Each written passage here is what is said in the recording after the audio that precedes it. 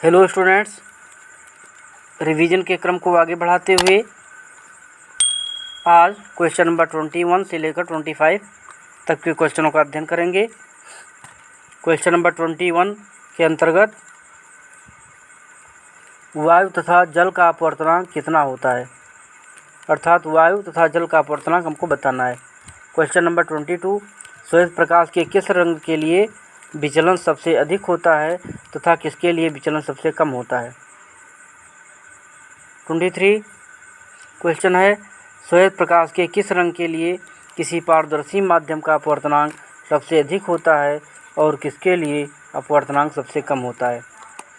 Question number 24, अपवर्तनांक तथा क्रांतिक कोण में क्या संबंध है। क्वेश्चन नंबर 25,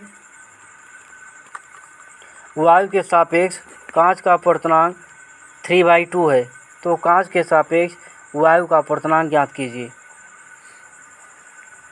ये आपके क्वेश्चन हैं और इन क्वेश्चनों का सीरियल वाइज हम लोग आंसर लिखेंगे, आंसर को देखेंगे।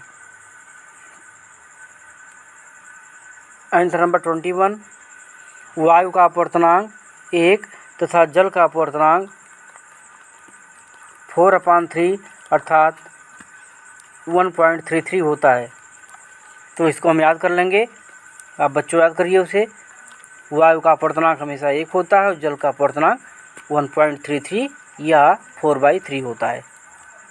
आंसर नंबर 22, बैंगनी प्रकाश के लिए विचलन कोण सबसे अधिक होता है तथा लाल प्रकाश के रंग के लिए विचलन कोण सबसे कम होता है।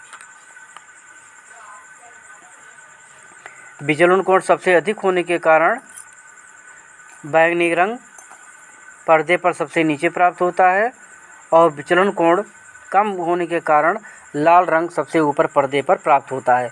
जब हम श्वेत प्रकाश को प्रिज्म में से अपवर्तित कराते हैं तो पर्दे पर जब हम प्रकाश के सभी रंगों का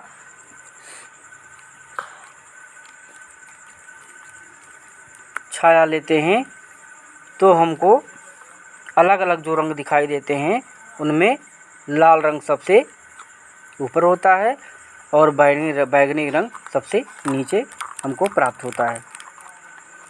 कांच का अपवर्तनांक बैंगनी प्रकाश के लिए सबसे अधिक होता है जबकि लाल रंग के लिए सबसे कम होता है। अर्थात जो कांच का अपवर्तनांक होता है वो बैंगनी प्रकाश के लिए अधिक होता है सबसे अधिक, और लाल रंग के लिए सबसे कम होता है। आंसर नंबर 24, अपवर्तनांक n बराबर होता है 1/c, जहाँ n अपवर्तनांक है और c क्रांतिक कोण है। अर्थात अपवर्तनांक बराबर 1/sin c, जहाँ c क्रांतिक कोण है। तो ये जो है अपवर्तनांक और क्रांतिक कोण के बीच का संबंध हो गया। आंसर नंबर 25, कांच के सापेक्ष वायु का अपवर्तनांक बराबर 1/वायु के सापेक्ष अपवर्तनांक। क्योंकि हमको अपवर्तनांक वायु के सापेक्ष कांच का दे दिया गया है तो कांच के सापेक्ष दे पूछ रहा है तो उसको हम उलट देंगे, उसको हम उल्टा कर देंगे तो हमको कांच के सापेक्ष वायु का अपवर्तनांक प्राप्त हो जाएगा। तो 1/वायु के सापेक्ष अपवर्तनांक, तो 1 और कांच के सापेक्ष अपवर्तनांक 3/2, तो 1/3/2 होगा। ये उलट जाएगा, 2/3 मिलेगा और